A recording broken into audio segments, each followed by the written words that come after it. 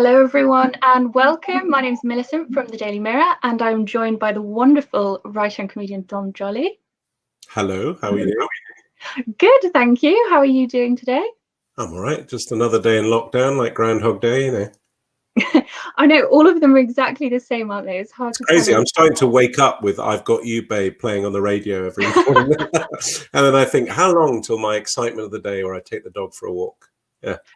So, what have you been doing in lockdown then? Because I know for most people you're obviously kind of known as a comedian, but you're also a travel writer as well. So I feel like sadly both of those things have been obviously impacted by what's going on at the moment. What have you kind of been doing day to day? Yeah, I mean, comedy. I mean, obviously, there's a lot of comedy you can do online, and actually, I'm just developing a new show around Zoom, actually, because I've been forced to. But my tour was cancelled about this time last year, and pretty much I've been at home since then. And obviously, travel writing is kind of difficult from lockdown. So luckily, I had two books that I had to do. One was a travel book around England, and I'd done all that, so I had to write it up. And the other one is about conspiracy theories. So where better than to be on the internet? So there are things you can do in lockdown. And actually, I've been luckier than most because I'm quite used to being at home and doing stuff. But what's weird about it is I think a lot of people go, oh, you're so lucky. Like, you know, you can work at home. You're a writer. You can do stuff. But actually, it's only people that have never written, I think, that say that, because you do have to be in the right, you have to be in the right sort of mood and frame of mind to do it. And the first lockdown, I just couldn't do anything. I just found it quite freaky, and I've actually got used to it now, I think. And so I've been quite productive recently. But yeah, it's a very weird time, you know. Definitely, yeah. No, I totally know what you mean as well. I think it's quite easy to think, oh, you're at home, you know, you can set everything out. But then actually, when it comes to it, you know, you've got kind of stuff going on, easy distractions. It's so easy. I had that before lockdown anyway, you know, as someone that did a lot of work from home, you know, you do think how easy, but oh my God, it's so easy to be distracted. You know, like you just potter off, you know, you potter around, there's no one overseeing you. So yeah, it's not easy. I always find that though. I feel like I get really anxious because people obviously, when you're in an office, everyone can see you. They can see you're working. I get so anxious about people not thinking I'm doing anything. I feel like sometimes I'm working harder, like because I need to prove. Because yeah, you're trying to double bluff in a way. Yeah, you almost need to film yourself frantically typing, and then somehow have that on a loop on some home screen that people can see you on. So yeah. I know. So the reason, if anyone's joining us, that we are here today with the wonderful Dom Joly is that we are talking about excuses and excuses for what we are doing right now, which is excuses right now for video calls. And we've just had one pop up actually. So this is, I think, quite a common one, isn't it? Well, I think someone's teasing me on my big mobile. I can't hear you. I'm cracking up because. That's what it always used to be. But yeah, I mean, I've made so many. It's weird because, you know, I remember the very first time I did a video call, it was like the Jetsons, you know, it was like, oh my God, this is the future. It's incredible. And then now it's no big deal. And it's become a bit, certainly because in lockdown, everything is on these things. So I have family quizzes, I have drinks nights with friends, you have business calls, you're talking, and everything is on this. And so you start to think, I can't be bothered to have a Zoom, but you've made an appointment to do it. And so now it's the equivalent of when you used to be on a phone call and you used to say, oh, I've got to go, there's someone at the door. You need the excuses, or lies is what I call them, to get out of it. And yeah, BT have done this survey about some of the more extreme excuses that people have used to get out of Zoom calls. And some of them are pretty full on. I mean, one of them is, my house is on fire. I mean, I mean, for a start, like, we're on video, so what have you got smoke effects and stuff? But also, you've got to follow that. You've got to follow it through. Like, the next time they're allowed to come and see you, they're looking around, going, "Well, you've repaired it really well." So that's quite a big one. Another one is, we have a power cut. I mean, how can you think that through? Sorry, I've got a power cut. Well, how are you talking to me? So that's not thought through. Another one is, my boyfriend is cooking, or girlfriend in my case, or wife or whatever, and set the kitchen on fire. Fire seems to be a really big part of this lie excuse thing. I'm not sure how good that is. Other ones they've got are a bit more over the top. You know, the house is flooded, food poisoning, not done my hair. The one that really gets me is pets. So the common one in this service, my pet has been sick. I've got dogs, and they have often thrown up near me, and I've sort of used that as an excuse. But I feel people are ignoring the cat. Really, dogs are lovely. Like, dogs would never do anything on purpose. They'd probably hold it in if they knew you're on a Zoom. Dogs just look at you and go, I think you're brilliant. A cat wanders in, oh, what's this idiot doing? Immediately bite the wire, show his bum to the screen.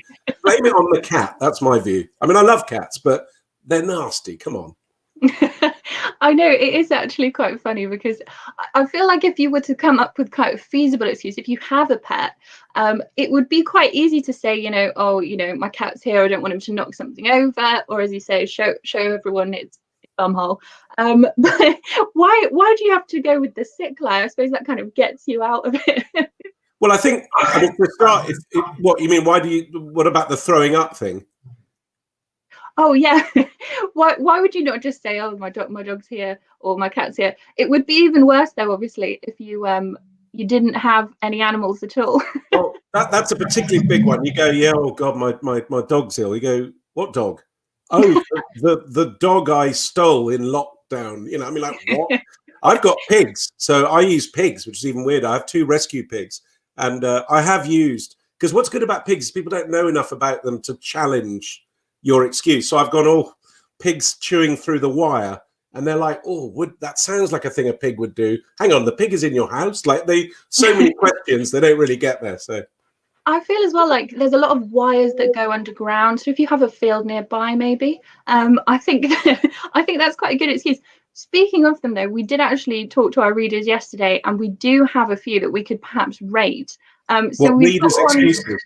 Yeah, so we can rate them. We can maybe give suggestions as well of what they could have done instead. Possibly. Yeah, let's stop using excuses. These are lies. Yeah, this is what we're talking about.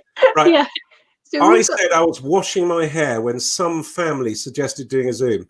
Well, firstly, washing your hair, that's like the oldest lady excuse, isn't it, for not going out on a date? So, Josh, you're being very metrosexual there for a start, which is good. I like that. It's equality. But I don't know. I mean, looking at Josh's biopic there, he's not bald, but there's not a massive amount of hair. So how long is that going to take? Well, I don't think anyone would take that. He did actually send us a picture as well, just to show us how flimsy this excuse was. What? That would take, 3 minutes to wash? That's crazy. I mean, I send that picture in and say I've just won a major trophy, so I can't come in. I'm celebrating. That'd be a much better thing. And you've got a photo to go with it. Sorry, I'm at a trophy presentation. I can't come right now. Yeah. So have we got another one coming up as well? Oh, sorry. What would you rate this one though, out of 10? 1. I'm sorry, Josh, but it's terrible. Really bad. So we've got Tim here. I mean, very honest. Okay. So Tim Lee is saying, I just say I don't want to turn the video on. I mean, that's weird. So he's implying he actually is having the call, like old school telephone style, but doesn't want to turn it on. But then you think, why don't you want to turn it on? Like, actually, by saying I don't want to turn the video on, that makes you really want to see what's going on. And you start to think terrible thoughts. I do anyway. So I don't know what you're doing, Tim, but I think it's illegal in a lot of counties. He's setting himself up there for more questions, perhaps. Yeah, I think Tim's just, come down from bed, open dressing gown, hasn't really thought it through. Erin Black, I honestly can't think of that. So I'm going to give a 4 to Tim, because I'm interested in what he's doing. Erin Black, I honestly can't think of that many excuses. I usually turn up on a Zoom call looking like a pile of dirt, and everyone else can just deal with it. Well, I think that was Tim, but at least Erin turns on the video and goes, here I am, deal with it. So I'm liking that a lot. That's not really an excuse. That's her almost keen to show her dirt. So I'm going to give her a 7. That's that's the strongest one we've got so far. So Katie now? Katie, I don't have a decent light, so I'll keep my camera off. Yeah, I kind of agree with that. I mean, a lot of this is vanity, isn't it? And this is not, I think what we're talking about really is I don't want to talk to anyone. So it's not just about the visual element. It's just I can't be asked. So if all you're doing is taking the camera off, then it's a sort of different excuse. But I get that. Sometimes I'm completely blown out. I'm sitting in front of a window. When the sun's in, I'm just bleached out. I spend quite a lot of time being a lighting designer, which is not really what I want to do in lockdown. So, yeah, I've just set up a Twitch channel, actually. So I've actually got a little studio. I've got some lights now, so I'm getting quite professional with it. But at the end of this lockdown, I'm going to have this whole studio, which no one will ever use. But there you go. Oh, that's amazing, though. Oh, Yeah. we've got one from John here. So I think a lot of our excuses are people who are perhaps doing the call but reluctantly. Yeah. I don't think people so have understood they're this. compromise at least. So we've got John here. Yeah, so John, mine is that I can focus more on your voice if I'm lying down in a dark room. John, this is a bit creepy, I have to be honest, but the video is just a distraction. I mean, it sounds to me like you want a video with this sort of call. I don't know. I think people have misunderstood the question here. People are saying I'll do the call, but it's the actual looking at each other thing that I don't want. And to me, I sort of felt it's the whole thing. I just want to stop. I don't need to talk to people for no reason.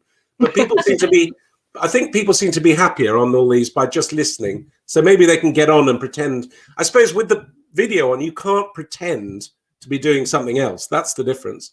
Jamie Hawkins here. I've had to turn my camera off because my dog likes to have fights with pillows and blankets. But why? I mean, no offense, Jamie, but if I was talking to you, you look quite serious in your biopic. I would like to see, I'd be more interested in seeing your dog ripping apart a pillow than talking to you. Maybe not, but why not? I use my dogs a lot as an excuse. They come in and sort of attack me and stuff, and they always cheers up a business call. Katie Elizabeth, a real excuse I used, which probably sounded like a lame attempt to get out of a Zoom call, was I fell over and cut my knee. It did really hurt, though. See, the problem with that is if I'd asked to see it on the Zoom, I'd pretend to be a doctor. I'd say, well, let's have a look at the knee. We've seen Katie. This is Katie's in twice now. Very keen. Keen bean. Yeah.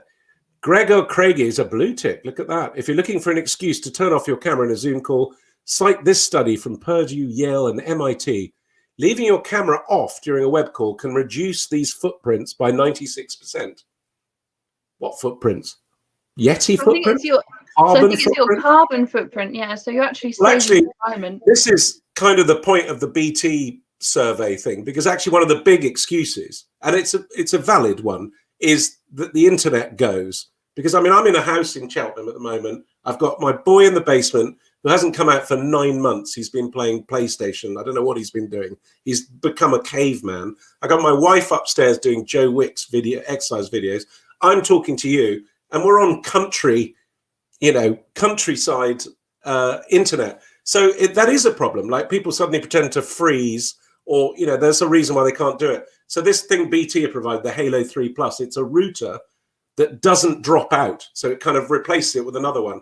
And I think that's going to be more and more important because people are using it as an excuse. Yeah, and especially what you said there as well. I think a lot of people who maybe back in the day thought, oh yeah, it would be great if I live in a London flat share with 7 other people. And then suddenly you're all using the Wi-Fi and working from home. So I think something like that would be really good. When I first moved from London to the countryside, I moved to a village. It was about 2005. There wasn't even dial-up. And when I contacted someone, I did contact BT actually, to say, we need internet. They said, well, we need a hub of people. I had to go knock on the door of the village, and I had to find 10 people that expressed an interest in the internet. I go, what do you mean expressed an interest in the internet? How are you guys surviving? But things have moved very quickly from there now. So we are nice and fast. Oh, brilliant. Look, my wife's in here. What are you doing in here? Move your headphones missing. Oh, okay. All right. Sorry. Her internet's working fine, she's just saying. That's brilliant. So if anyone obviously has just joined us then, so you were saying there that you live in the country. Whereabouts in the countryside are you? Well, I'm not. So I was in the country. I was in the Cotswolds, and I was on a farm. But I've actually just moved into Cheltenham, so I'm sort of back just in town now. So I mean, I only moved back into town because my kids got to an age where they realised that all they wanted in life was fast internet and Deliveroo. That's all they wanted. So that's why I'm back here. That's amazing.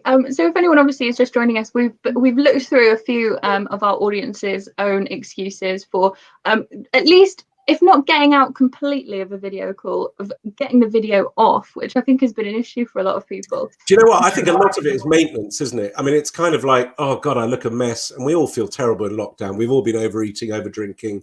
The lighting's bad. You've basically just got out of bed, but you've told your boss that you've been up working for 6 hours. So it's not a good look if you're just sitting there. So I think turning your camera off helps. But I like looking. I mean, you know, I like talking to you, knowing who I'm talking to, especially because I'm in lockdown. Just it's so exciting to meet new people. Hello, you know, so it's good. That's good. So one of the other things I was going to say then is you've obviously done this research about how people are trying to get out of stuff. What are the benefits, obviously, of staying connected in lockdown and actually doing them, even if you don't want to or you're not kind of feeling it? What are the good things that you can see? Well, I mean, it's crucial, isn't it? I mean, for me, I mean, for instance, I've got family. My wife's Canadian, so she's got family in Canada. I've got family all over Europe. I mean, I don't see them at the best of times, but during lockdown, I haven't seen, my mum is 93. I haven't seen her for a year and a half, but I can speak to her, although my mum is just ridiculous. So she has an iPad. And so I don't really still see my mum. I see her sealing. I've seen a lot of her sealing. Because she goes, oh, I don't want to be on this. I go, yeah, but I haven't seen you. I want to see what you like. She goes, okay. And she'll just turn it and then back up. So a lot of the time I'm talking the ceiling. But I think it is a connection. You know, there is such a big difference between, if you're trying to avoid work issues, then obviously I can understand why people just want an audio call. But for social stuff, you need to look at someone. And also, I'm nosy. What I really love about it is there are a lot of friends or business people I work with. I've never been to their house. And suddenly I can peek around their house. It's great. I mean, look, you're in my library here. And what can you see behind me there? The white thing on the wall. That is a mock-up of a video that I shot for Ian Brown from Stone Roses, and that's there. That's my Elvis poster. And then here, look, I've even got my big mobile. There it is, still there. Oh, that's amazing. Yeah. So it's all there. So I love poking on people's houses. I love looking at stuff, so it's good. It's funny that you say that, actually, because somebody said I pretend to have a call on my massive phone and then start shouting. I never get that. Big Happy is 21 years old about 2 weeks ago, which makes me feel very old. But even today, just this morning, I went out into the square I live in. There's a little garden in the middle. And I just walking the dog, and a bloke walks past and goes, hello, I'm in the square. And I'm just like, and what's terrible is after 21 years, people shout, hello. And I still don't really have an answer. I just go, hello. You know, I just don't know what to say. Oh, amazing. So I think we've had you, it's been a pleasure rating things. But yeah, we just wondered, have you got any words of wisdom for anyone, a little jewel of a pearl of knowledge for your fans just before we have to wrap, sadly? I think before you speak, but read before you think. That's by Fran Lebowitz, who I love. I've just watched the thing on her on Netflix, which I really enjoyed. I love her. So yeah, don't speak too much. The irony that I clipped you there. Thank you so much. It's been such a pleasure. Thanks a lot. It's been great. Thank you.